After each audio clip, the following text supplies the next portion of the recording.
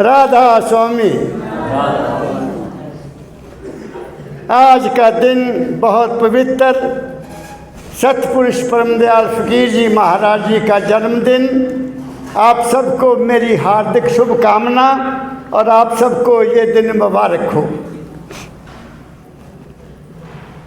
जन्मदिन मनाता आ रहा हूँ 1964 से।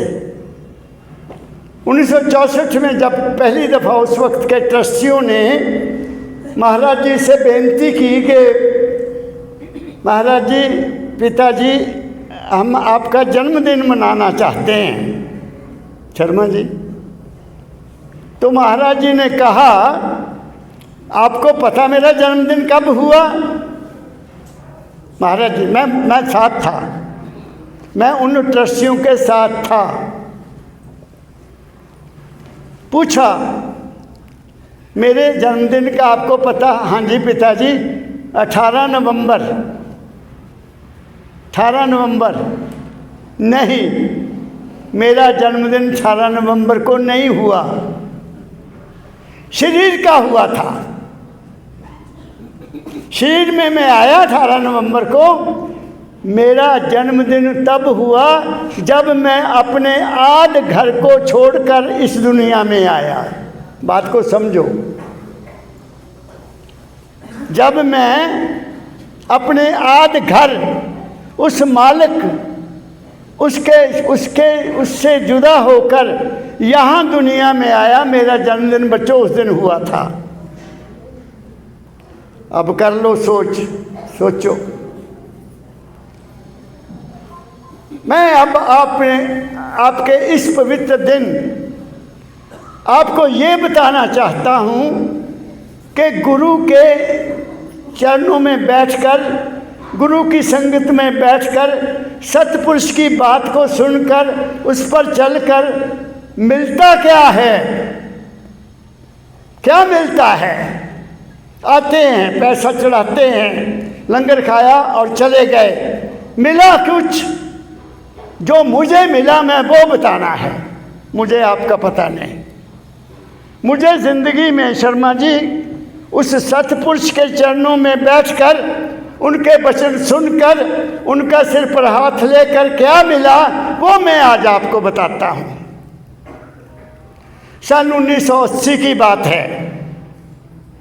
महाराज जी 1979 में मेरे पास हमीरपुर गए। तो मैं, अगस्त का महीना था, माहवारी सत्संग पर आता था। तो तब भी मैं माहवारी सत्संग पर आया। 1 साल हो गया था और 79 में आए थे महाराज जी, तो साल हो गया। इच्छा हुई कि मैं सतगुरु को एक दफ़ा फिर हमीरपुर बुलाऊं। तो गोपाल दास बैठे। गोपाल दास मुझे कहता, भाई साहब, महाराज जी का प्रोग्राम ना बना लें हमीरपुर का? मैं कह लो, मैं अभी जाता हूँ कमरे में। महाराज जी सत्संग देकर अपने छोटे कमरे में चले गए थे और अपनी मस्ती में हुक्का पी रहे थे। मैंने जाकर उनके श्री चरणों में सिर रख दिया और बेनती की, सच्चे पातशाह पिताजी, क्या इस साल भी अब इस महीने में भी हम हमीरपुर का प्रोग्राम बनाए? सुनो ध्यान से। कहते, बच्चा, तुम्हें हकीकत, तुम्हें सच्चाई, तुम्हें असलियत मैंने बता दी है। 3 चीज़ें, तुम्हें असलियत, तुम्हें सच्चाई, तुम्हें हकीकत बता दी है। अब इस बूढ़े शरीर को कहाँ तक लेकर जाएगा? मेरी आंखों से आंसू बहने लग गए। मैं कहा, पिताजी, मैं आपको कभी ये कष्ट नहीं देना चाहता, एक जज्बा था, मैंने आपके चरणों में कह दिया। और मेरे सिर पर हाथ रखा। दिल लगा कर काम करो बच्चा, मैं हमेशा तुम्हारे साथ हूँ। वो हकीकत क्या है? वो सच्चाई क्या है? वो असलियत क्या है? वो मैं आज आपके पल्ले में डालना चाहता हूँ ताकि तुम्हारे भ्रम दूर हो जाएं। पहली हकीकत, वो मालिक है, एक हस्ती है, एक आलम हस्ती है, उसका रूप कोई नहीं है, उसका रंग भी कोई नहीं है, उसका दायरा भी कोई नहीं है, उसकी गहराई का भी किसी को कोई पता नहीं लगता। उसका हमने नाम रखा हुआ है भगवान, उसका नाम हमने रख दिया ईश्वर, उसका नाम हमने रख दिया परमात्मा। किसी ने उसका नाम राम रख दिया, किसी ने उसका नाम कृष्ण रख दिया, लेकिन वो इनमें कोई भी नहीं है, वो निर्लेप है, वो है निर्लेप है, उसको कोई भी पा नहीं सकता। जो लोग कहते हैं हम ईश्वर का मालिक का आपको दर्शन कराते हैं, आ जाओ, वो सरासर पाखंड है, झूठ है, फ्रेब है, धोखा है, उसको कोई नहीं देख सकता। क्या कह रहा हूं मैं आपको? हाँ, आप उसका अनुभव कर सकते हो। उस अनुभव को प्राप्त करने के लिए क्या किसी तीर्थ स्थल पर जाना पड़ेगा? नहीं। क्या किसी सागर में नहाना पड़ेगा? नहीं। क्या कोई मंदिर बनाना पड़ेगा? नहीं। क्या कोई मूर्ति बनानी पड़ेगी? नहीं। घट में है, तुम्हारे अंदर है बच्चों, वो बाहर नहीं है। इसको समझाने के लिए मेरे सतपुरुष बाबा फकीर ने हमें कहा, हमें मिसाल दी। मिसाल क्या मिसाल दी? तो बच्चों, पुराने ज़माने में हमारी माताएं कच्चे बर्तन में, हांडी में, कच्चे बर्तन में दाल बनाया करती थी। ये कुकर कहाँ थे? ये स्टील के बर्तन कहाँ थे? पीतल के बर्तन होते थे, तांबे के बर्तन होते थे। और औरतें, हमारी माताएं, मैं तो देखा है मेरी माँ कैसे बनाती थी। घर में एक पड़ोली बनाई हुई थी ऐसे गोल दायरे की मिट्टी की, उसमें पाथियाँ लगा देनी, गोबर की पाथियाँ जानते हैं आप लोग, गोबर का इस्तेमाल करते हैं, उसमें लगा देनी, उसमें आग लगा देनी। फिर एक थाली में दाल डालनी, उसको चुन लेना, उसको धो लेना, धो के फिर उस पर मिर्च भी डाल देनी, नमक भी डाल देना, हल्दी भी डाल देनी, और फिर वो उस बर्तन में डाल देनी दाल सारी। और उसके ऊपर एक बटन, एक क्या कहते हैं, ढक्कन, जिसको चप्पन कहते थे, वो रख देना, जिसमें धुआं ऐसे भाप निकलती थी ताकि दाल उबले ना। बस वो रख दी, नीचे आग जलती है, धीरे धीरे धीरे आग चल रही है और दाल पक रही है। माँ ने सारा काम करना, महाराज जी ने हमें बताया तो मैं सारी बात समझ गया कि उन्होंने सारा काम करना, झाड़ू भी दे लेना, पशु पट्ठे भी दे देना, और भी काम कर लेना। फिर पौने घंटे के बाद आना, एक चमचा लेना और उसमें से 2 दाने निकाल लें ऐसे, उसमें से एक दाना ऐसे मल कर देखना ऐसे, हाँ दाल बन गई, और दूसरे दाने को मुंह में डालना। हाँ, नमक मिर्च भी ठीक है, आ जाओ बच्चा रोटी खाओ। परमदयाल जी महाराज जी ने कहा कि जैसे माँ एक दाने से सारी दाल का पका हुआ सारा स्वाद देख लेती है, ऐसे ही बच्चों तुम्हारे अंदर उस माल की एक अंश है, उसको देख लो, उसको पा जाओगे। हा मोको कहाँ ढूंढे रे बंदे, मैं तो तेरे पास में। दाता ने लिख दिया, फकीरा गुरु तो तेरे पास, तेरे तन में, तेरे मन में, तेरे श्वासों श्वास। वाह वाह वाह वाह, कहाँ भागे फिरते हो, कहाँ दौड़े फिरते हो? कोई गुरु ये बात बताता है कि बच्चा गुरु तो तुम्हारे अपने अंदर है और वो तुम्हारा अपना रूप है। ये पहली सच्चाई है, ये पहली हकीकत है कि वो यहाँ नहीं है, हम उसमें रहते हैं। उसकी अंश हमारे अंदर है, लेकिन हम उसमें रहते हैं। ये कहना भगवान सब में रहता है, अरे नहीं नहीं नहीं, झूठ है। हम उसमें रहते हैं जैसे जल में मछली रहती है। फिर बता देता हूँ और समझा देता हूँ। ये सारा ब्रह्मांड काष्ठ का बना है, सारा ब्रह्मांड 5 तत्व का बना है। नीचे ज़मीन है, समुद्र है, ऊपर आकाश है, सूरज है और हवा है, और तो कुछ नहीं। 5 तत्व के बगैर और कुछ भी नहीं है। और ये शरीर क्या है? ये भी 5 तत्व का बना है। बना कि नहीं बना? तुम्हारा शरीर, इसमें मिट्टी है, जल है, अग्नि है और वायु है और आकाश है, और कुछ नहीं। उसी के सहारे हम ये चल रहे हैं। और इस शरीर के 5 तत्व के पुतले को चलाने वाला वो है। उसको और समझा देता हूँ। अब ये छोटा है, ये बड़ा है, बड़े में छोटा रह रहा है, जैसे सागर में मछली। बताइए तो, मछली को जब प्यास लगती है तो वो उल्टी हो जाती है। मछली मुंह से पानी नहीं पीती, उसके नीचे पेट में बल्ब लगा हुआ है एक, और जैसे ऐसे चल रही है, प्यास लगी, उल्टी हुई, बल्ब नीचे बैठ जाता है, पानी उसके अंदर चल जाता है। तो उल्टा होना पड़ेगा उस जल को पाने के लिए। तुम उल्ट चलो आसमान नीचे क्यों रहना। तुम्हारे घट में है, बाहर नहीं है। वो आंखों से ऊपर है, वो मन से परे है, वो बुद्धि से परे है। कहाँ है? यहाँ है। और उसकी ताकत हमारे अंदर है। क्या कह रहा हूँ मैं आपको? अब सोच लो। वो रास्ता गुरु बताता है, बच्चा थिर कर बैठ जा आराम से। हम कभी बैठते ही नहीं हैं। तन थिर मन थिर सुरत निरित थिर होए, कहे कबीर तत्पलक को कोई ना कोई पाए। कोई ना कोई भाग्य वाला पाता है, दूसरा नहीं पा सकता। क्या कहा मैंने? तो वो है नंबर 1।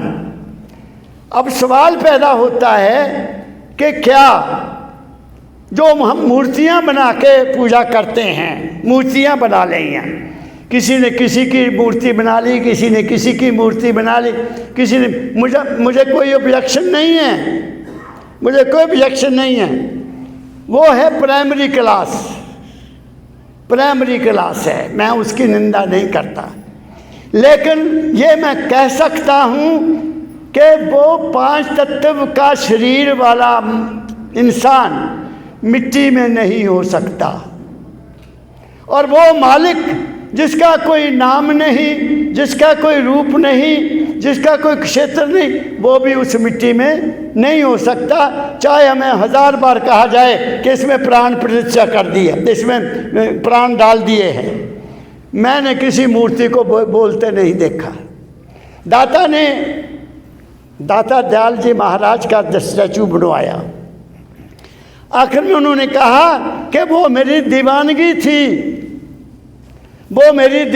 थी, मैं शरीर के साथ जुड़ा हुआ था, दाता के शरीर के साथ जुड़ा हुआ था, और मैं शरीर को जफा मारा हुआ था कि यही राम है। उन्होंने मुझे बड़ा समझाया। एक बार कहते, दाता मैं लाहौर गया, बगदाद से आया, बड़ा प्रेम किया मैंने महाराज जी से, दाता दयाल जी से। कभी कुछ बना के खिलाऊँ, कुछ खिलाऊँ, तो 3 दर्जन संतरे खिला दिए उनको, 3 दर्जन संतरे। दाता उठे और मकान के पीछे जाके उल्टी कर दी। कोई दूसरा भगत गया, महाराज क्या हुआ? वो कुछ क्या होना, वो दीवाना फकीर आया था, वो संतरे खिलाता गया, मैं खाता गया। भाई मैं उसको नाराज थोड़ी कर सकता था। अब बताइए, यह है गुरु। फिर महाराज जी ने कहा, दाता दयाल ने, फकीर कल आगरा जाना है। मैं उनकी भी बात सुना देता हूँ, एक सतपुरुष की बात सुना।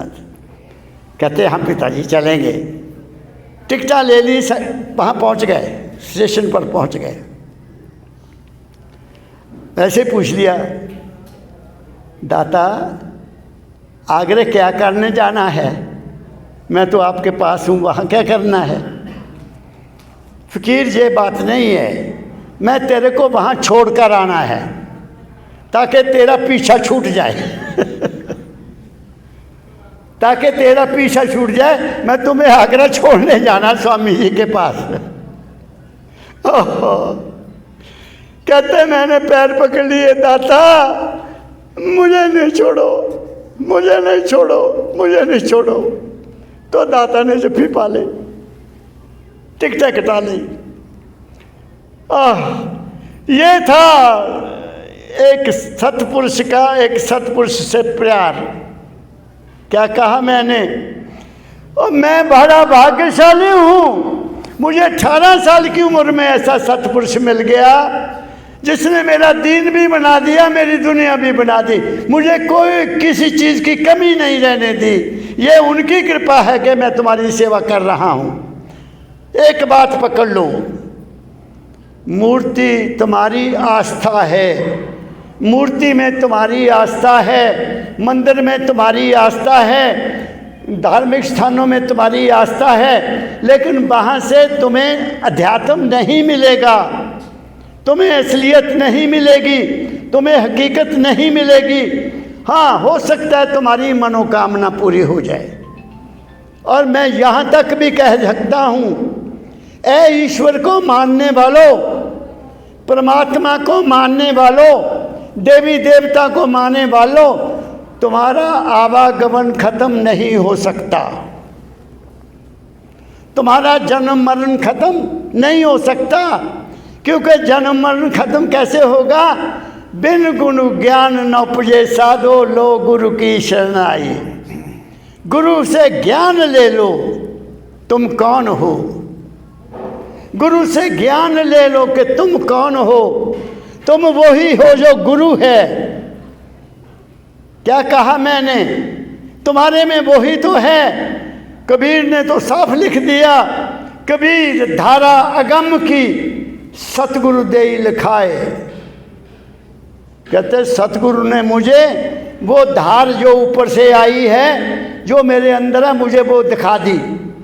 ताहे उलट सिमरन करो स्वामी संग मिलाए। तुम्हें अंदर ही स्वामी है, तुम्हारे अंदर ही वो बैठा है। तो एक तो ये बात आपको मैंने बता दी कि किसकी पूजा करनी है। गुरुर ब्रह्मा गुरुर विष्णु गुरुर देवो महेश्वरा गुरुर साक्षात परब्रह्म तस्मै श्री गुरुवे नमः। गुरु वाक्यम मूल मंत्रम सनातन धर्म कहता है, यही संत मत कहता है, यही गुरु मत कहता है, लेकिन फिर भी हम भटकते हैं। गुरु वाक्यम मूल मंत्रम, ध्यान मूलम गुरु मूर्ति, पूजा मूलम गुरु पदम, मोक्ष मूलम गुरु कृपा। बताइए, गुरु की कृपा के बगैर हमारा जन्म मरण कभी भी समाप्त नहीं हो सकता। क्या कहा मैंने? सोचो, विचार करो, बताऊंगा आगे बताऊंगा। एक हकीकत। दूसरी सच्चाई क्या है? ऐ इंसान, मेरे सतगुरु बाबा फ़कीर जी महाराज ने 1981 में पिट्सबर्ग में जब वो हॉस्पिटल में थे, 4-5 लेटर यहाँ लिखे थे। बहुत ज्ञान उनमें, वो मानव मंदिर में सब भी गए थे।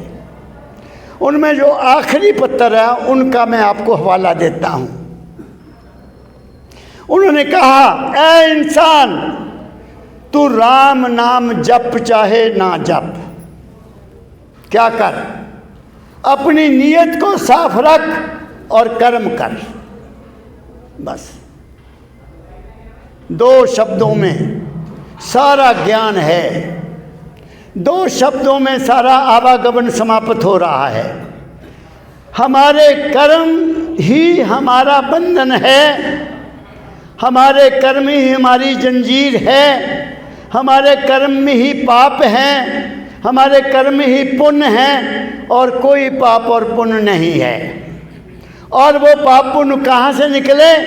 तुम्हारा ख्याल, जैसा ख्याल वैसा हाल, जैसी मति तैसी गति। मेरी बात समझ रहे हो कि नहीं? जैसी करनी तैसी भरनी। अब उसमें बताइए क्या साइंस आई है। जो भी कर्म करो जिसमें तुम्हारा स्वार्थ है कि मेरा हो जाए, मेरा हो जाए, मेरा, उसका कर्म बुरा हो जाएगा।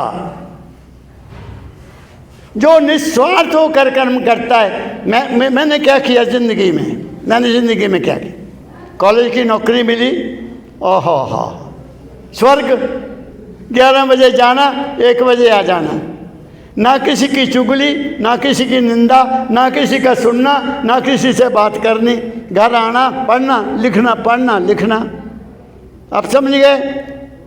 उस ड्यूटी को मैंने गुरु का काम समझा कि मैं गुरु का आज्ञा का पालन कर रहा हूँ। उसमें स्वार्थ बिल्कुल नहीं था। क्या कहा मैंने, जो भी इंसान तुम्हें जो भी काम मिला है, दुकानदार हो, टीचर हो, बिजनेसमैन हो या कुछ भी करते हो, जो भी करो उसको उस मालिक के निमित्त होकर कर दो, तुम्हारा कर्म नहीं बनेगा। क्या कह रहा हूँ अमरजीत सिंह, वो तुम्हारा कर्म नहीं बनेगा, वो गुरु का है। वहाँ तुम्हारी नीयत खराब ही नहीं होगी, क्योंकि तुमने समझा कि मेरे गुरु का काम है। अगर गुरु का काम करते हुए भी धोखा करते हो, वहाँ से भी पैसे चुराते हो, अपनी जेब में डालते हो और ये करते हो वो करते हो, तो फिर तो तुम गुरु के हुए ही नहीं। क्या कहा मैंने, गुरु लालची चेला पखंडी। आप समझिए, ऐसा एक शब्द है, स्वामी जी महाराज लिखा है ना, दोनों नरक में ठेला, ऐसा गुरु लालची और स्वार्थी चेला, दोनों नरक में ठेला। ना गुरु तरेगा ना वो तरेंगे, ये हाल है।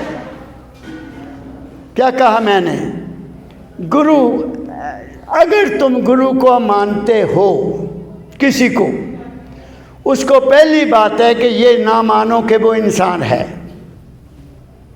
जब वो बैठा है, जब वो बोल रहा है, तब उसको इंसान मत समझो। गुरु को कबीर ने इसके ऊपर बंदिश लगा दी है। कबीर साहब कहते, वो संतों का संत है।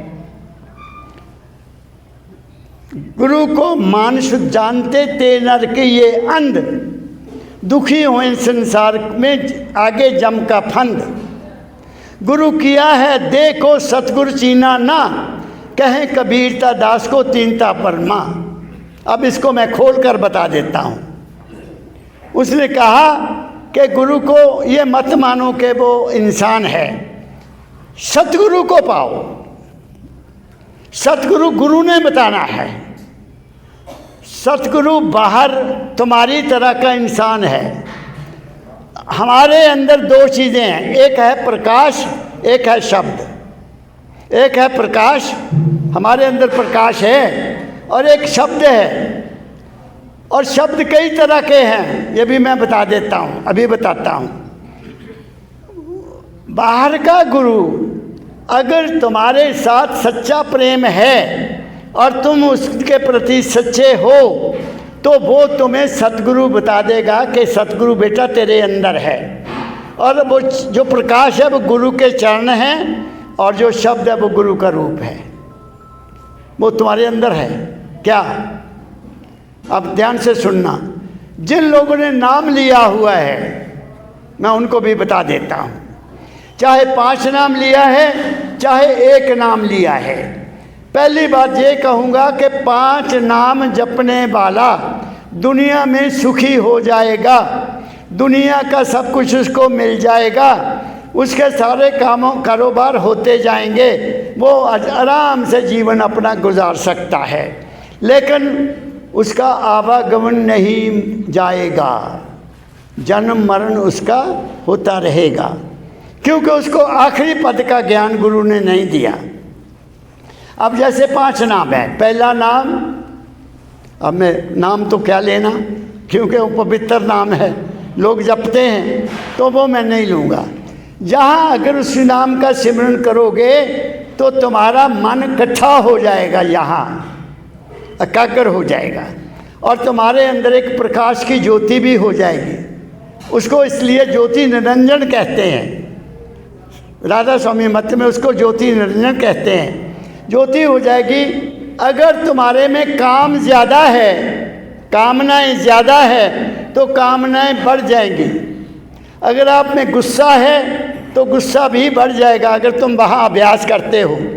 अगर तुम्हें लालच है तो लालची ज़्यादा हो जाओगे। अगर तुम्हें मोह है तो मोह ज़्यादा हो जाएगा। सुन लो ध्यान से बात। इसलिए उस नाम का सिमरन करने से पहले अपने मन को साफ करो, अपने मन को साफ करो। पहले उसको नाम का सिमरन इसलिए करो कि मैं इस नाम का सिमरन इसलिए कर रहा हूँ, मेरे मन की सारी गंदगी निकल जाए तो निकल जाएगी। क्योंकि नाम में बहुत बड़ी ताकत है, जो मांगोगे मिलेगा। क्या कहा मैंने? तो अगर आपने वहाँ बैठकर ये प्रार्थना की कि मेरे अंदर से गंदगी निकल जाए, मेरा मन साफ हो जाए, शुद्ध हो जाए, काम क्रोध लोभ मोह अहंकार खत्म हो जाए, किसी की बुराई देखना मैं ना पसंद करूं, तो वो काम हो जाएगा। तुम्हारा रास्ता, पहला रास्ता साफ हो जाएगा। क्या कहा मैंने? अगर तुम्हें उसमें से तसल्ली हो गई कि मैं ठीक हूँ, तो गुरु मोहर लगा देगा, हाँ बेटा ये ठीक है। तुमने उसको बताना होगा, क्योंकि गुरु ने सबक दे दिया, टीचर ने पढ़ा दिया, फिर बच्चा दूसरे दिन जाके कॉपी दिखाता, सर ये मैंने साफ किया, तो वो फिर कहते हैं हाँ बच्चा ये ठीक है। बात समझ गए? लेकिन गुरु को तो तुम मिल नहीं सकते। अफसोस तो ये है कि गुरु को कोई मिल नहीं सकता। क्या कहा मैंने? महाराज जी ने एक सत्संग में कहा कि बाबा कृपाल सिंह जी महाराज जी किसी ने नाम लिया था। अब वो दिल्ली गया, तो दिल्ली जाके कहता मैं महाराज जी से मिलना है अपने व्यवहार। कहते आप नहीं मिल सकते, महाराज जी किसी को टाइम मिलने का नहीं देते। कहता चिट्ठी लिखते हैं, तो वो चिट्ठी भी नहीं अब स्वीकार करते। बताओ किसके पास जाओगे? दूसरे नंबर पर दूसरा है ओंकार। ओंकार शब्द है, वहाँ इंसान, वहाँ सेवक, वहाँ शिष्य गुरु के रूप का ध्यान करता है। दूसरी स्थान पर गुरु का रूप प्रकट हो जाएगा यहाँ। लेकिन वो गुरु का रूप जो है वो तुम्हारे मन ने बनाया, गुरु नहीं बनाया। अगर तुम्हारे मन में गंदगी है तो वो रूप तुम्हें गलत रास्ते भी ला देगा, वो तुम्हारे से गलत काम भी करवा देगा, क्योंकि मन साफ नहीं है। क्या कहा मैंने? मैं आपको एक बात बताता हूँ। परमदयाल जी महाराज ने बताया कि एक लड़का सूरत सिंह था। सूरत सिंह कलकत्ता में रेलवे में लोको गाड़ी लोकोमोटिव, उसका वो फोरमैन था। महाराज जी को जानता था, महाराज जी से मिला हुआ था। तो धाम में, दाता दयाल जी की धाम में, धाम का स्थान बन रहा था। तो उसको सपने में बाबा फकीर आए। उसके सपने में महाराज जी ने उसको सपने में कहा कि धाम बन रहा है, वहाँ 500 एकड़ रुपया भेज दे। वो सुबह उठा, वो बाबा जी मैनू कह गए 500 एकड़ रुपया। उन्हें 500 एकड़ रुपया भेज दिया। चल, महाराज जी को नहीं लिखा कि मैंने 500 एकड़ भेज दिया। लिखा भी होगा तो महाराज जी कहते मैंने उसकी तरफ ज़्यादा ध्यान नहीं दिया कि एक सपना है, सपना है, प्रारंभ की बात है शर्मा जी। तो फिर 6 महीने या साल के अंदर उसने कोई बुरा कर्म कर दिया, उस आदमी ने, उस सूरत सिंह ने। वो कर्म इतना बुरा था कि वो कांप गया। उसने महाराज जी को चिट्ठी लिखी, परमदयाल जी महाराज को, कि बाबा जी जब तो चाहिए थे पैसे धाम के लिए, तब तो आप आ गए और मुझे कहा पैसे भेज दो। तो जब मैंने ये बुरा कर्म किया, आपने मेरी रक्षा क्यों नहीं की? ओहो, आपने मेरी रक्षा क्यों नहीं की, मेरे को हाथ क्यों नहीं पकड़ा? तो महाराज जी कहते मेरी आंख खुल गई, ये तो अज्ञान है, ये तो ज्ञान मैं दे ही नहीं रहा, ये तो मैं बताया ही नहीं कि मैं नहीं था। उन्होंने कान में हाथ ला लिया और डिक्लेयर कर दिया, मैं कहीं नहीं जाता,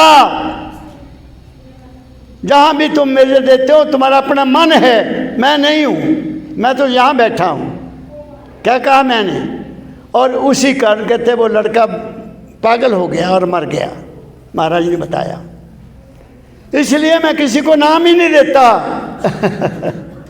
ये तो एक ये बावला बैठा है आपके सामने, जिसको बुलाया, घर से बुलाया, खींच लिया, आजा बच्चा तेरा टाइम आ गया, बुलाकर घर से मुझे नामदान दिया यहाँ बैठकर। क्या कहा मैंने? तो इसलिए जब सेकंड स्टेज आएगी तुम्हारे अंदर विवेक पैदा होगा, तुम्हें समझ लगेगी ये अच्छा है ये बुरा है, बात समझ गए? तुम्हारा रास्ता साफ हो गया, दूसरा रास्ता साफ हो गया। तुम्हें सब ये नहीं करना, ये कम नहीं तोलना, धोखा नहीं करना, झूठ नहीं बोलना, ये तुम्हारे को दिमाग में आ जाएगा, क्योंकि गुरु अंदर तुम्हारे आ गया है। हालांकि वो तुम्हारा अपना मन है, शुद्ध मन है। मैं आपको इसलिए तो बता रहा हूँ, हकीकत बता रहा हूँ, सच्चाई बता रहा हूँ, जिस पर तुम चलोगे तुम्हें सब कुछ मिल जाएगा। तो ये है सेकंड। थर्ड है सुन स्टेज है, उसमें भी एक शब्द बोलता है रारंग, जैसे जैसे सतार बजती है और यहाँ ओम ओम की शब्द होता या बादल शब्द। हर इंसान का अपनी अपनी जैसी प्रकृति है वैसी अंदर आवाज़ पैदा होती है। वो नाम वो नहीं है, वो नाम नहीं है। तो सुन में तुम्हारा शरीर सुन हो जाएगा, तुम्हें शरीर की कोई पता नहीं रहेगा कि शरीर कहाँ है। तुम बैठे हो, गुरु का सिमरन करते हो, सिमरन करते रहो। फिर अगली स्टेज आएगी, तुम्हारा मन भी सुन्न हो जाएगा, उसको महाशून्य कहते हैं, अंधेरा हो जाएगा अंदर। लेकिन वहाँ लोग डर जाते हैं, हाय मैं तो मर चला, क्योंकि मन में फंसे हुए हैं ना, तो अभ्यास छोड़ देते हैं, नहीं करते। महाशून्य के बाद आती भंवर गुफा, पांचवा। अब वो क्या है? वहाँ इंसान को ये ज्ञान हो जाता है कि अब तक जो मैंने देखा वो मेरा अपना मन था, मेरा अपना मन था। फिर गुरु समझाता है, बच्चा अब आगे चल, प्रकाश में चल जा। जब प्रकाश में गया तो सतलोक है, वहाँ ज्ञान, तुम्हारा मस्तक साफ हो जाएगा, तुम आनंद की ज़िंदगी बसर करोगे, प्रेम की ज़िंदगी बसर करोगे। और फिर जब आखिरी आएगा समय तो गुरु बताएगा, अब बेटा तीनों बंद लगाए कर सुन अनहद जन को, नानक सुन समाधि में नहीं सांझ नहीं भोर। अब तू बैठ जा, कान बंद कर, आँख बंद कर, मुंह बंद कर, यहाँ की आवाज़ को सुन ले, बस वही सब कुछ है। वो है सार शब्द, वो हमारे पार करेगा, वो हमारा जन्म मरण खत्म करेगा। उससे पहले वाले शब्द आपका पार बन, तुम्हारी दुनिया बन जाएगी। बनाओ, कहाँ भागे फिरते हो? तुम्हारे अंदर ही मंदिर है, तुम्हारे अंदर ही मस्जिद है। और बुल्ले शाह ने तो बहुत ज़बरदस्त बात कही, सीधा साधा संत वो लिखता, वो मंदिर बढ़िया, मस्जिद बढ़िया, वो बंदिया अपने अंदर क्यों ना बढ़िया, अपने अंदर क्यों ना बढ़िया। तुम्हारे घट में है बच्चों, मैं आपको बता देता हूँ, मैंने देखा है, मैंने अनुभव किया है, इसलिए मैं दावे से बोल रहा हूँ कि वो है और तुम्हारे अपने अंदर है। बाहर तुम्हारा विश्वास है, बाहर तुम्हारी आस्था है, बाहर तुम्हारा दुनिया की मांग है। वह बाहर जा रहे हो, हमारा ये काम हो जाए, बाहर जाते वहाँ ये काम हो जाए। दाता ने कहा, जब भी तुम्हारी ज़िंदगी में किसी तरह का कोई रुकावट आए, कोई मुसीबत आए, तो अपने कमरे में चले जाओ। परमदयाल जी महाराज का नसीहत है जो मैं आपको दे रहा हूँ आज पवित्र दिन। अपने कमरे में जाओ, अपना दिल साफ करो, अपने दिल से सब कुछ निकाल दो। कोई विचार नहीं है, कोई ख्याल नहीं है, कोई डिमांड नहीं है। अपने आप को उसके अंदर समर्पित कर दो। मैं दाता तेरी शरण में हूँ, बस मैं तेरा हूँ। जब तुमने ऐसा कहा वो तुम्हारा बन जाएगा, लेकिन मतलब के लिए नहीं। मतलब को छोड़ दो। मैं ये लकड़ी नहीं है जिस पर बैठा हूँ, जिस पर मैं बैठा हूँ लकड़ी नहीं है। लेकिन बुजुर्ग कहते थे और मैं लकड़ी पर बैठा हूँ, मैं कसम खाता हूँ। मैं दावे से कहता हूँ कि मैंने अपने सदगुरु, गरीबी बहुत थी, आपको मैं क्या बताऊँ। एक मिसाल दे देता हूँ आपको अपनी। मैं चौथी क्लास में पढ़ता था। मैं स्कूल से आया, भूख बड़ी लगी। मैंने पूछा माँ भूख बहुत लगी है। वो दोनों मेरे पिता और माता कोई काम कर रहे थे घर का, बड़ा बेड़ा था, वो एक कोने में काम कर रहे हैं। तो मेरी माँ ने कहा बेटा चौंका कहते थे, चौंके से रखी हैं रोटियां खा ला। मैं गया, छापा होता था, कपड़े में लपेटी हुई रोटियां फर्स्ट क्लास, रोटी उठा ली। फिर मैं देखा भाई दाल सब्जी कोई है, वो नहीं थी। तो मैंने माँ मैं रोटी का देना खावा, एक बार कहा। माँ नहीं बोली क्योंकि शर्मा ही था कुछ नहीं। बच्चे होर भी मेरिया भैन से मेरे भरा सके खा गए। मैं फिर पूछा माँ मैं रोटी का देना खावा। तो मेरे पिता ने मुझे कहा बेटा रोटी मुँह ना खानी है।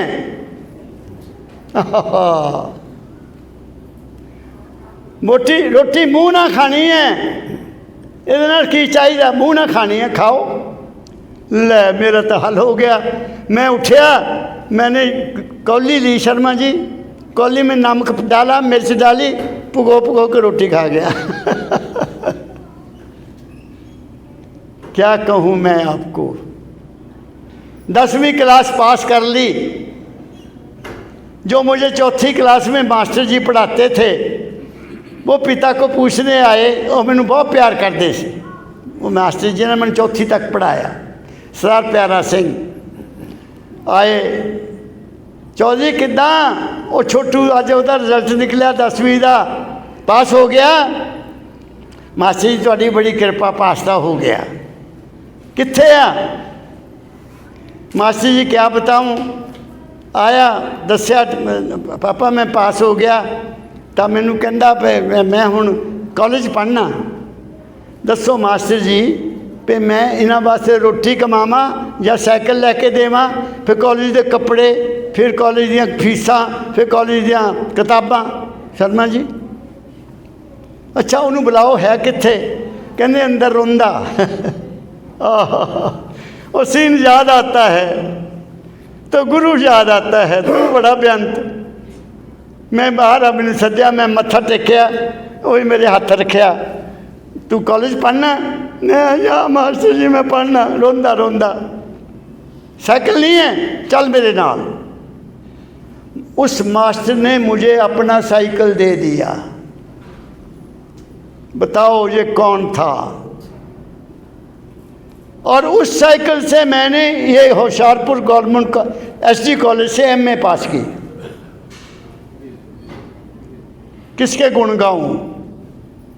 कौन करने वाला था? उस वक्त मैं अभी गुरु के चरणों में नहीं आया था, लेकिन गुरु था 6 साल से मेरे दिमाग में था कि गुरु बिना कुछ भी नहीं। ये माँ ने कहा था बेटा गुरु बिना गत नहीं, शाह बिना पत नहीं। तो मैंने गुरु की खोज की थी बच्चों। गुरु मिल गया, सब कुछ मिल गया। गुरु मिला तो क्या कमाना हो, काहे के लिए रोना, किस चीज़ के लिए रोना, तो पहले लेके खड़ा है।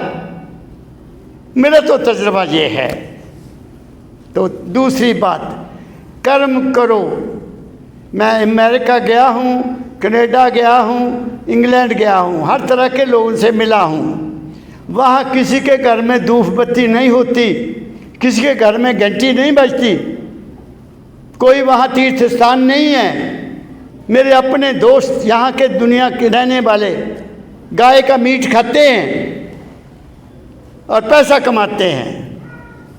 महाराज जी गए तो वहाँ देखा, वह महाराज उन्होंने पूछा भी तुसी चलो होर तो कुछ खा लो कोई गल नहीं, भी तुसी गां का मीट क्यों खाने हैं? तो पता की कहते बाबा जी महाराज नूं, महाराज वो गाय नहीं है, वो और तरह की गाय है, वो गां नहीं है। बताओ क्या बात कहा मैं आपने। वो उनका काम है work is worship, work is worship.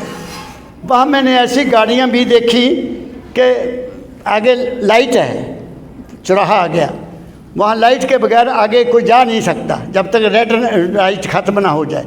Sharma ji वहाँ लड़के ऐसे ऐसे, ड्राइवर वो पहले पानी रखा है, पानी लगा लेंगे गाड़ी को, गाड़ी चल पई, आगे आ गया फिर स्टॉप, फिर वो साबुन लगा लेंगे फिर आगे जाकर क्योंकि टाइम नहीं है तो वहाँ हजामत कर लेंगे, अंदर ही तौलिया मारा, मुँह साफ किया, चल ऑफिस में। इतना बिजी लाइफ है वहाँ, इतना मैंने देखा, इतनी बिजी लाइफ है। और वो देश कहाँ का कहाँ है। जापान का प्राइम मिनिस्टर इंडिया आया, उसको गंगा में दिखाया, देखो जी आरती 3 घंटे हुई। हमारे प्रधानमंत्री को उसने कहा तुम्हें बुलेट ट्रेन की ज़रूरत नहीं है, यहाँ तो 3 घंटे तो आप आरती में लगा रहे हो, तुमने क्या करनी है बुलेट ट्रेन। आप समझ गए। अरे कर्म कांड, कर्म करो, कर्म कर्म, ये कुरुक्षेत्र नहीं है, ये कर्म क्षेत्र है। 5 कर्म इंद्रियां कर्म करने के लिए है, इससे कर्म करो। 5 ज्ञान इंद्रियां, इनसे ज्ञान प्राप्त करो। आंखें, कान, नाक, मुंह, चमड़ी, इससे ज्ञान प्राप्त करो। और हाथ, पैर और ज़बान तुम्हारी, इससे कर्म करो जब तक जी है। मैंने दाता परम दयाल जी महाराज को आखिरी उम्र में भी नौकरी करते देखा, लकड़ी के अटाल पर। मैं उनके पास चला जाया करता था। क्या कहा मैंने, तब तक भी वो काम करते रहे। मैं रिटायर हो गया, जो असली नौकरी थी गई, अब पेंशन मिलती है, तो मेरी ये ड्यूटी है। सच्चे दिल से तुम लोगों की चरणों की धूल अपने सिर पर रखता हूँ। तुम मेरे सतगुरु के प्यारे हो, क्योंकि मेरे दाता ने बताया कि जो ज्ञान मुझे दाता दयाल से नहीं मिला वो मेरे सत्संगियों से मिला, जिन्होंने ये बोला बाबा जी आप आए, मैं नहीं गया। तो मैंने सोचा कि मेरे अंदर भी दाता आता था, तो वो दाता दयाल नहीं थे, मैं आगे पहुंच गया। क्या कहा मैंने, ये है आपको दूसरी बात सुनाई। अब रही तीसरी बात, क्या कर्म कांड करना माड़ा है? क्या मूर्ति पूज करना बुरा है? क्या मंदिर में जाना बुरा है? क्या मूर्ति का स्नान कराना बुरा है? बिल्कुल नहीं, बिल्कुल नहीं, कुछ भी बुरा नहीं है। क्यों नहीं बुरा, मैं बता देता हूँ। तन्ने भक्त ने अपने ठाकुर को पत्थर से पैदा कर लिया, हालांकि वो उसका अपना मन था, संत मत में उसको माना नहीं जाता, फिर भी गुरबाणी में उसका शब्द है। क्या कहा मैंने, तन्ने भक्त ने उससे प्राप्त किया। नामदेव जी छोटी उम्र के थे, 6-7 साल के, तो उनके नाना जी ठाकुरों की पूजा किया करते थे, बहुत भगत थे।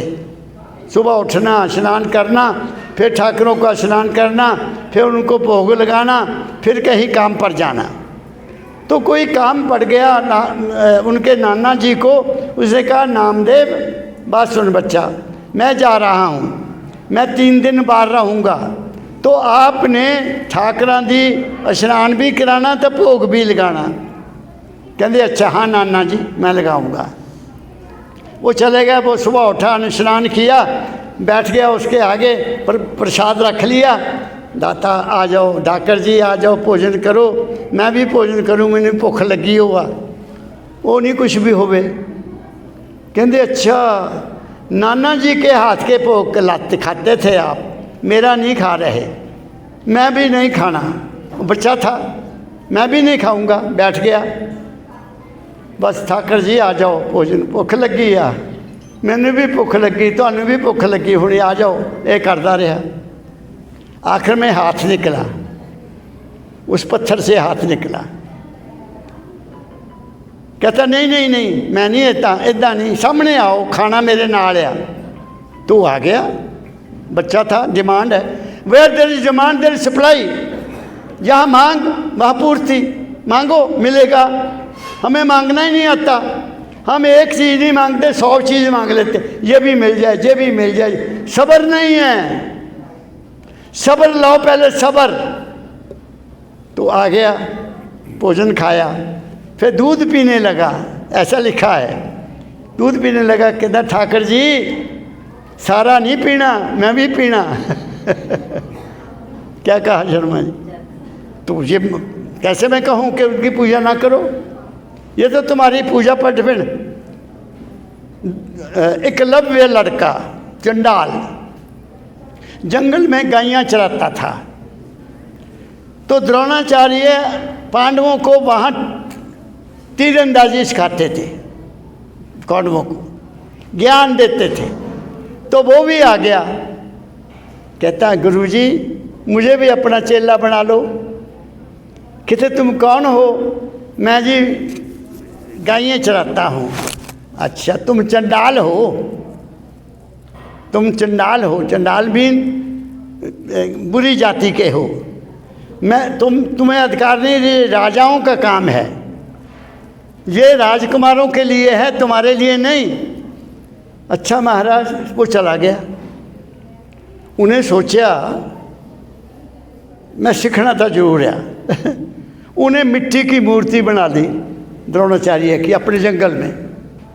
मिट्टी, ये इतिहास है, सच्चा है, महाभारत में लिखा हुआ है। मूर्ति बना ली और सुबह आना, स्नान करके गायें चल रही हैं, उसने उसके सामने बैठ जाना, आंखें बंद, मुझे भी सिखाओ, मुझे भी तीरंदाजी सिखाओ। अल्टीमेटली उसकी डिमांड पूरी हो गई। उस मूर्ति ने उसको ज्ञान दिया कि ऐसे चला। जब पांडवों का टेस्ट होना था, तो तीरंदाजी में कितने काबिल बन गए हैं, तो वो भी पहुंच गया, वो भी पहुंच गया। कहता महाराज मेरा भी टेस्ट ले लो। कहते कैसे? मैं तो तुम्हें अपना चेला ही नहीं बनाया, मैं तो तुम्हें चेला ही नहीं बनाया। कहते नहीं महाराज, लेकिन मैं आपका चेला हूँ। अच्छा क्या कर सकते हो तुम? कहता जी आप हुक्म करो, मेरा टेस्ट लेना तो ले लो। एक दरख्त खड़ा है, इस दरख्त के अपने एक तीर के साथ सारे पत्ते बेंध के बता। उसने ध्यान किया, द्रोणाचार्य का ही ध्यान किया और तीर छोड़ा, सारे पत्ते बेंध के वापस उसके पास आ गया। कहता देखो जी, द्रोणाचार्य के पैर खिल गए, द्रोणाचार्य के पांव कांपने लगे कि अगर ये कौरव उधर चला गया कौरव की तरफ, तो मेरे तो बच्चे ये सारे फेल कर देने इन्हें। क्या कहा मैंने? उसने कहा अच्छा तुमने ये सारी शिक्षा, मेरा शिष्य, मेरी कोई, तुमने मुझे कोई अर्पण नहीं किया कुछ भी, आप पहले अर्पण करो। कहता महाराज बताओ। द्रोणाचार्य ने धोखा किया। कहते अपना अंगूठा काट के दे दे, ये तुम्हारा दान है। उन्हें काट दिया ताकि तीर ही ना चला सके। क्या कहा मैंने? मूर्ति आपको सब कुछ दे सकती है, लेकिन उसको मूर्ति मत समझो ना, तब तो मैं मानूंगा। यहां तो मूर्तियों के ऊपर लड़ाई हो रही है मेरे देश में, और एक प्रोफेशन बन गया, नौकरी नहीं मिली तब मूर्ति बना के बैठ जाओ। मैं तो अपनी बीती आपको बताता हूँ। मैं हमीरपुर में था तो मेरे पास घर पंडित एक आया करता था। मेरी ध्यान मैं आपको असलियत बता रहा हूँ। असलियत क्या है? असलियत हकीकत क्या है? सच्चाई क्या है? तो उसने आना, इतवार को भी आना, तो उसने रोटी भी खा लेनी। तब मैं इतवार को घर ही होता था, पहले तो कॉलेज जाना। कहना बाबूजी मैं एक बेनती करनी है। मैं कहा पंडित जी दसो। कहता मेरा मुंडा बड़ा भोला जिहा आ, तो मैं हुण तां मैं मंग के ले जाना, घर का गुजारा हुंदा, तो कल नूं मेरी डेथ होगी तो बच्चे तो पिछों भुखे मर जाने। मैं कहा पंडित जी इतना ऐसा क्यों सोचते हो? मुझे ये बताओ कि तुम्हारे पास को थोड़ी ज़मीन है? अपना तजुर्बा बता रहा हूँ। हाँ बाबूजी ज़मीन तो मेरी है। कहाँ है? जो पेट्रोल पंप है ना सड़क के किनारे, वहाँ एक ही पेट्रोल पंप था तब, उसके साथ ही सड़क के साथ मेरी ज़मीन लगती है, 5-6 मरले। ले मैं कहा पंडित जी थोड़ा तो कम बन गया, तो नहीं चिंता करनी। वहाँ एक छोटा सा कमरा बना दो, एक मूर्ति रख दो, और लड़के को कहो वहाँ जाकर सुबह आरती करया करे, तूफ करे और तल्ली बजा दिया करिए या शंख बजा दिया करे। मैं कहा देखना रौनक लग जाएगी। उसने बना दिया, मेरी हो गई ट्रांसफ़र, में आ गया ऊना। वहाँ मुझे एक शादी में जाना पड़ा, एक शादी में जाना पड़ा। मेरी वाइफ भी मेरे साथ थी, तो उसी रोड से हमने जाना था। वहाँ बड़े बड़े टेंट लगे हुए, उस जगह पर टेंट बड़े बड़े लगे हुए, लाउड स्पीकर लगा हुआ और हरे राम हरे कृष्णा हो रहा है। मैं भी वाइफ को बोला, मैं क्या देखते रौनक लग गई हैं कि नहीं लग गई हैं? क्या कहा मैंने?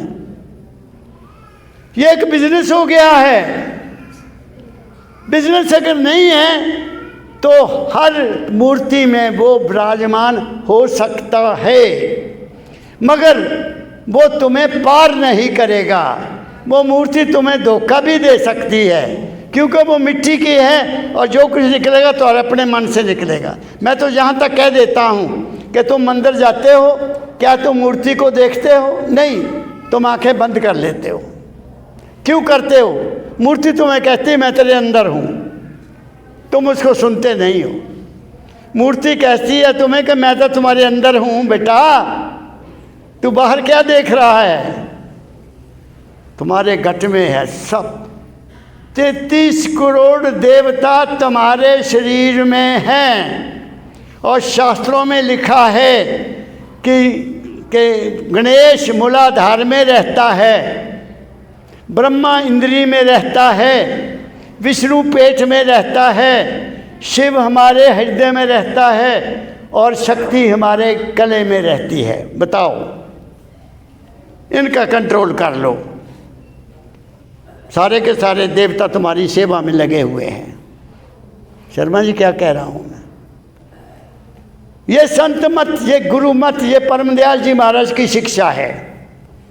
इसलिए ऐ इंसान तू सच्चा हो जा, अपने आप में सच्चा हो जा। बस उस ना मालिक को धोखा दे ना गुरु को धोखा दे, दोनों को धोखा देगा तू खुद धोखा खा रहा है।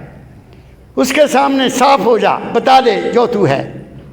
मेरे को 4 महीने हो गए थे जब मैं महाराज जी के पास आता था मास्टर मोहन लाल के घर, तो चौथे महीने जब 5वें महीने महाराज जी ने मुझे कहा बेटा मुझे मिल के जाना। शर्मा जी मैं बड़ा हैरान हो गया। मैं कहा महाराज जी अब मुझे पूछेंगे बेटा तू क्या करता है, तेरे माँ बाप क्या करते हैं, तू कहाँ से आता है? मैं बड़ा चौकन्ना हो गया, मैं कैसे बताऊँगा सारा कुछ। महाराज जी सत्संग होया, कमरे में चले गए, चाय पीने लगे, तो मैं चला गया। मैं कहा पिताजी आपने कहा था कि मिल के जाना, मैं आया हूँ। अच्छा एक कुट हुक्के दा पड़िया, बोले नहीं। मेरी तरफ गौर से देखा, पाँव की तरफ देखा, फिर सिर की तरफ देखा, फिर सिर से पाँव की तरफ देखा। मैं देख रहा हूँ, वाह, मैं पास हो गया। फिर वो कहते जा बच्चा। उन्होंने अंदर देख लिया मेरे क्या है, मैं क्यों आता हूँ, कहाँ से आता हूँ। उन्होंने मेरे अंदर को देख लिया, मेरे अंदर क्या है, क्या तड़प है, क्यों आता है ये बच्चा। मेरा एग्ज़ाम पास हो गया। बस ना उन्होंने मुझे छोड़ा, और जब मैं यहाँ धर्मशाला आ गया तो मुझे बुलाया, बेटा मैं तेरे पास आना चाहता हूँ, कोई गाड़ी मिल जाए तो आके ले जाना। बताओ क्या कहा शर्मा जी। मैं वापस गया, सोचूं गाड़ी कहाँ से मिलेगी, टैक्सियाँ तब थी नहीं। वहाँ जाके एक प्रोफेसर को कहा, यार मुझे टैक्सी चाहिए एक दिन के लिए। कहता यहाँ टैक्सी तो नहीं है यार, कमल वो जिला परिषद है ना, उनके पास 8 सीटेड गाड़ी है बड़ी, वो दे देते हैं। अब उनको मैं सुबह चले गया उस चेयरमैन के पास, क्या ये प्रोफेसर साहब, प्रोफेसरों को सब लोग जानते हैं। मैं कहा सर आपकी गाड़ी चाहिए। कहते कब। मैं कहा इतवार को ले जाओ, हमारा रेट छोटा सा ही है, 1.5 रुपया पर किलोमीटर दे देना। गाड़ी मिल गई, 8 जने बैठ गए गाड़ी में, वहाँ रौनक लगी रही। जे तू मेरा हो रहे सब जग तेरा होए। अब आखिरी बात कह देता हूँ कि क्या सत्संग सुनने वाला, गुरु से प्रेम करने वाला दोबारा दुनिया में आएगा? नहीं आ सकता, वो नहीं आएगा। क्यों? गुरु ने भेद दिया, गुरु ने मुझे भेद दिया और मुझे चिताया, संत मत धार ही तज मोह माया। ये है नुक्ता। ख्यालों की दुनिया में ना बनना, कहीं अटैचमेंट नहीं रखना, अपनी ड्यूटी की थी चल गए, हाय हाय नहीं करना। क्या कहा मैंने? इसको सनातन धर्म में संन्यास कहते हैं। संन्यास 25 साल ब्रह्मचर्य, 25 साल वानप्रस्थ, 25 साल गृहस्थ आश्रम, और उसके बाद वानप्रस्थ के बाद संन्यास। मैं संन्यास में हूँ शर्मा जी। सब कुछ रहता हुआ करता हुई हूँ, परिवार में रहता हूँ और कोशिश करता हूँ निर्लेप होता जाऊँ, निर्लेप, बंधन मुक्त। कोई सपना नहीं ऐसा आता, कोई अटैचमेंट ज़्यादा नहीं है, सब कुछ दिया उसने। और यही कहता हूँ, ऐ दाता ये सब कुछ तेरा है। जब मेरा है ही कुछ नहीं तो मैं काहे को फंसना। जो कुछ दिया उसने दिया, मैं काहे को कहूँ ये मेरा है। शर्मा जी क्या कहा? मैं तो अकेला आया था, दिल बिल्कुल साफ था, कोई पता नहीं मैं कौन हूँ, कहाँ से आया हूँ। ना जाति का पता था, ना धर्म का पता था, ना भगवान का पता था। माँ ने सिर्फ संस्कार दिया गुरु का, बस गुरु का होकर रह गया हूँ और उसके गुण गाता हूँ। बच्चों आज उनका जन्मदिन है, आज के दिन वो दुनिया में आए। पंजाल गांव है यहाँ गगरेट, इसके पास अम्ब के पास है, मैं देखा है। वो एक दफ़ा मेरा ख्याल हुआ, जंग बहादुर साहब आए थे, मैंने कहा भाई साहब मैं गाँव जाना, मैं फोटो खिंचनी महाराज जी के जन्मदिन की। कहते महाराज वहाँ कुछ नहीं है, लोगों ने ज़मीन सब कब्जे कर ली। काहे की फ़ोटो खींचना है? दिल में दिल में दिल में है, खोज लो अगर हिम्मत है। क्या कहा मैंने? यही दाता दयाल ने कहा है, मैं तो हूँ घट में तुम्हारे, ढूंढ लो मुझको वहाँ। परम दयाल जी महाराज ने जो मुझे लिखा मेरे पास है। मैं शेर हूँ, शेर भी नहीं बब्बर शेर हूँ। न फिक्र, न चिंता, न भय, न किसी को भय देना, न भय लेना। प्यार देता हूँ, प्यार लेता हूँ। मेरे पास बच्चों प्यार है, मैं प्यार बांटता हूँ। घरों में सुख रखो, शांति रखो, लेकिन घरों में ज़्यादा फोटो मत लगाओ। घरों में ज़्यादा फोटो मत लगाओ, एक लगाओ, एक। घरों में शांति आ जाएगी। कल वो आगरा से एक नौजवान आया, पता नहीं यहाँ बैठा कि नहीं बैठा, मैंने उसने बताया अपना रोना रोया बेचारे ने। घर में शांति नहीं है, दुख है, क्लेश है। लड़की की शादी हुई, उसको जहर दे दिया। मैंने शर्मा जी पूछा कि आपके घर में फ़ोटो कितनी हैं, आपके घर में फ़ोटो कितनी लगी हैं देवी देवताओं की? तो गिनने बैठ गया, 18 फोटो। एक नहीं, दो नहीं। वो देवता खुद आपस में लड़ते हैं। इतिहास पढ़ लो, देवता लड़े, असुर नहीं लड़ते। मेरे देश में गुरु नहीं आपस में बैठते, गुरुओं का आपस में कोई मेल चाल नहीं है। एक स्टेज पर आने के लिए कोई तैयार नहीं है। तो अगर उनकी फोटो लगा लोगे घर में तो फिर क्या बनेगा? क्या कहा मैंने?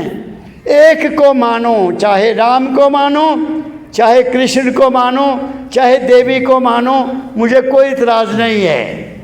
एक को मानो। गुरु को मानते हैं तो एक गुरु को मानो, बस तुम्हारी ज़िंदगी बदल जाएगी। बच्चों, जो जो मांगे सतगुरु अपने से, सोई सोई देवे, तुम्हें मिलेगा। और मैं तो कहता हूँ जब तुम उसके हो गए, मांगने की ज़रूरत ही नहीं है।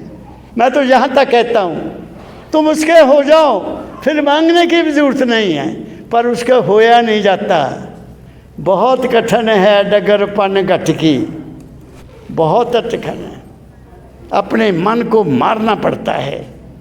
मन को, मुझे तो दाता ने 2 बात कही, 2 बात। एक कहा, मैंने बेनती की महाराज जी से एक दफ़ा कि पिताजी मुझे ऐसे ख्याल आ जाते हैं, मैं ये रिपीट करता हूँ तुम्हारे भले के लिए, जिनके देखकर मैं दुखी हो जाता हूँ, मुझे क्यों बुरा ख्याल आया? तो पिताजी ने कहा, हम दोनों ही थे, बच्चा तू तो जवान है, मैं बूढ़ा हो गया, मुझे भी बुरे ख्याल आ जाते हैं। तो मेरा चेहरा उतर गया। उन्होंने देखा, उसको मेरे ख्याल को बदला। कहते तू बहुत बड़ा भाग्यशाली बेटा, तेरे ऊपर मालिक की बड़ी दया, तुम्हें पता तो लग जाता है ये ख्याल बुरा है, पता तो लग जाता है। जो आदमी ख्याल बुरे को लेता है, बार बार सोचता है, वो बुरा कर्म कर बैठता है। बात समझ गए? फिर कहा, अच्छा बच्चा, अगर तू कोई घर में बूटा लगाना चाहे, फल देने वाला या फूल देने वाला, क्या करेगा? मैं कहा पिताजी मैं खड्डा खोदूँगा। हमारी बातचीत हो रही है। फिर क्या करेगा? मैं कहा पिताजी इसमें मैं खाद डालूँगा। फिर क्या करेगा? फिर मैं अपने मनपसंद का पौधा लाऊंगा। फिर क्या करेगा? मैं पिताजी उस पौधा लगाकर उसकी बाढ़ करूँगा। फिर क्या करेगा? मैं कहा पिताजी मैं उन्हें हर रोज़ पानी दूँगा। बात खत्म। अब बता, अगर तू उसको पानी ना देगा तो पौधा बढ़ेगा? मैं कहा नहीं पिताजी वो तो सूख जाएगा। बस ऐसे ख्याल को पानी नहीं देना। जो बुरा ख्याल है उसको पानी नहीं देना। ज़िंदगी बदल गई। ख्याल आते हैं, मैं उसको ख्याल ही नहीं करता, पानी नहीं देता, उठ के पानी पी लेता हूँ या महाराज जी की किताब पढ़ लेता हूँ, ख्याल ख़त्म हो जाता है। और अंत में कहा, बच्चा अपने मन की किताब पढ़ा कर। आखिरी शिक्षा, बच्चा अपने मन की किताब पढ़ना और कुछ नहीं पढ़ना। जब मन की किताब पढ़ने लगा तो पता सुनो ध्यान से कि मेरा मन बाहर मुखी है, ये बाहर में भागता है, अंदर तो ये कुछ भी नहीं कर रहा। देखता है, खाना खाता है मर्जी का, सुनता है मर्जी की बातें, बाहर ही रह गया ना। मन बाहर मुखी है, अंदर नहीं कुछ भी। मन को कहो कि मैं रोटी खा ली, इन्हें पचा। आपका मन रोटी पचाता है? आपने दूध पी लिया, मन को कहो इसका दूध का पानी बना दे अंदर, वो बनाता है? नहीं। अंदर एक हस्ती है, तुम्हें उसका पता नहीं है। तुम खाए जाओ जो मर्जी, तुम देखे जाओ जो मर्जी, वो जहाँ पर मूर्ति बनती जाएगी और तुम उसमें फंस जाओगे। बुरा नहीं देखना, बुरा नहीं सुनना। मालिक ने, दाता ने बताया, बेटा यही आँख है, इसी आँख से आदमी अपनी पत्नी को देखता है, इसी आँख से अपनी बहन को देखता है, इसी आँख से अपनी बेटी को देखता है, इसी आँख से अपनी पत्नी को देखता है। लेकिन जब प्राणी स्त्री को भी मिल जाए फिर इसका क्या हाल होता है? वही पाप हो जाता है। क्या कहा मैंने? इसलिए तुम्हारे अंदर जो भी हो रहा है वो उस हस्ती के कारण हो रहा है जो तुम्हारे अंदर है। वो ही खाना पचाती है, वही दूध का पानी बनाती है, वही तुम्हारी नब्ज़ चला रही है। तुम्हें नहीं पता नब्ज़ क्यों चल रही है। वही तुम्हारा दिल धड़क रहा है, उसी के कारण धड़क रहा है। तुमने कुछ कर रहे कुछ नहीं, तुम कुछ नहीं कर रहे। तुम्हारे अंदर एक ताकत बैठी है, उसको पहचानो। बस ढूंढ मुझको अपने मन में, मैं तो तेरे पास हूँ। मैं न काशी, मैं न मथुरा, मैं न गिर कैलाश हूँ। तू हुआ मेरा तो देख मैं भी तेरा मन गया। मैं तो तेरे मन की सच्ची आस और विश्वास हूँ। क्या कहा? फिर सांस आ रहा है, कोई कहे मैं सांस लेता हूँ। अरे कहाँ के तुम बाघ बने हुए। सांस तो यहाँ से चलता है, यहाँ टक टक टक टक हो रही है।